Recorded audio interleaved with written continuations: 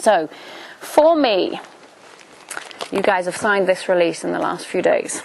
And it has several different paragraphs on it. Maybe you read them, maybe you didn't.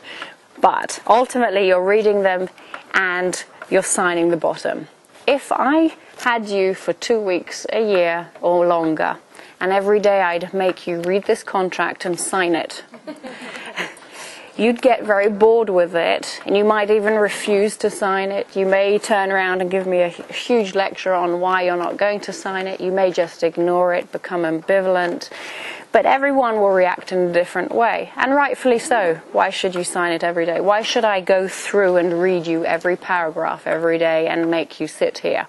You might be like Mary Jo and turn up late just so you don't have to listen to the paragraphs, you know? So, in effect, when you're using the round pen in the way that we're going to be using it today, that's what we're doing. We're going through paragraphs. And each time we do a paragraph, we're kind of ticking it off, saying we've achieved this portion. So if you were to take your horse in there, and they begin to communicate in 2 to 5 minutes by showing you signs and signals that are desirable, and you invite your horse in, you're not creating a contract.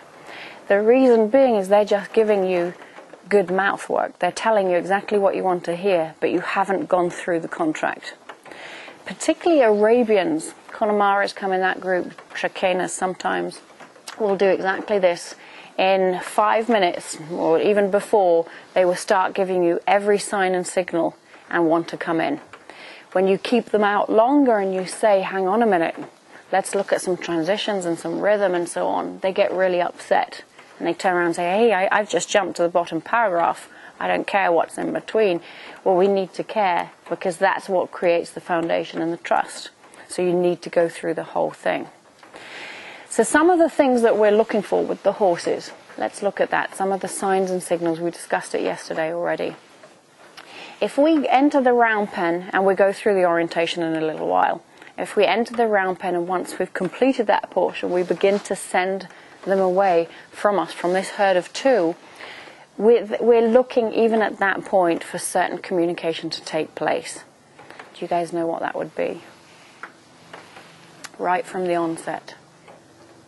When you first walk in and release the... Yeah, when you first release them.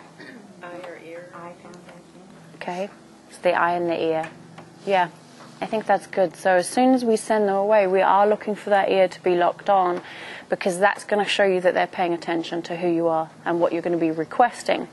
So not at the end when we're looking at further signals, but right from the beginning, that horse needs to have the ear locked on. And it's going to be 75% or more, because that shows you that they're paying attention.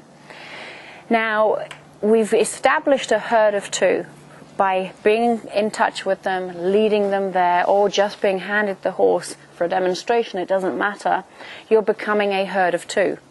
So that horse needs to pay enough attention to you. So even the stallion, you're the herd of 2, and although he thinks he's got to protect everybody, still needs to pay attention. So we unclip and we're actually sending them away from this herd of 2. And before we send them away, we're looking for them to do something in order to justify why we're sending them out of the herd. Would you know what that is?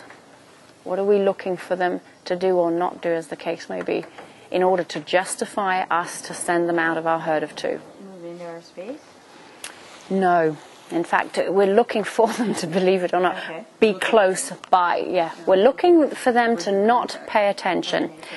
And what we're saying is, as soon as you break that contact and you're more interested in the girls, and you're showing that you really want the herd to be over there, you're now not taking care of this herd, we will send you out of the herd of 2. So the worst punishment that a horse will get is being sent out of the herd, whatever age it might be. If it's a youngster, 6 months, a yearling, anybody, if they misbehave, they're sent out of the herd in the wild. That's the worst reprimand, because of their survival. So it's survival of the fittest, and if you're no longer welcome, you're at risk.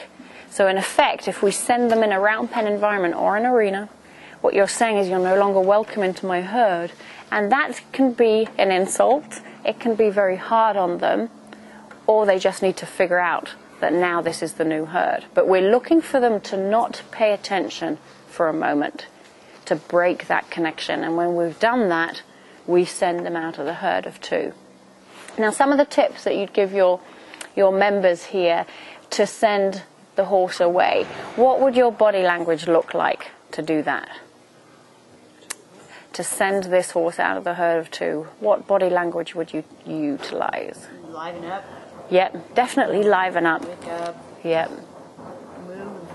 Move. Yeah. You gotta move. Move around.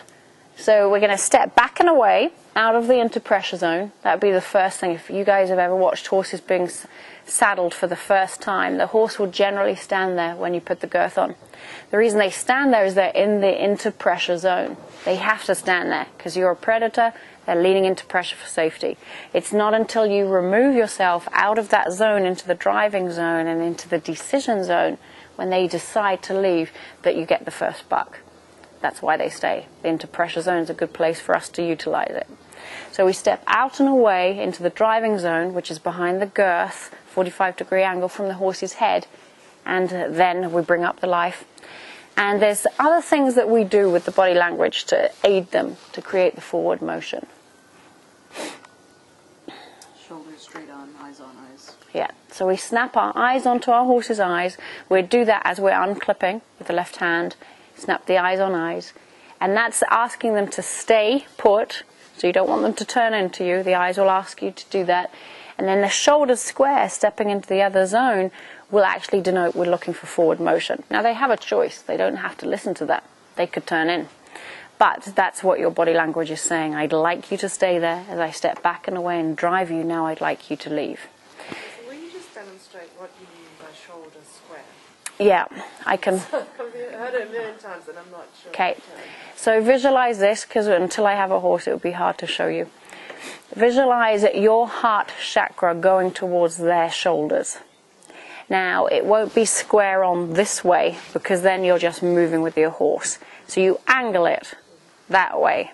So your shoulders, if you were to walk up to the horse, they would touch the horses, but you're at a 45-degree angle in doing so. So the solar plexus looks at their heart. And if you're working with energy, if the solar plexus is looking that way, I can but talk to Deborah.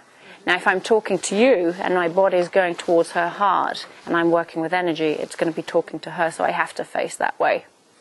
Okay? So that will probably make more sense. So we're looking at the 45-degree angle, eyes snapped on their eyes.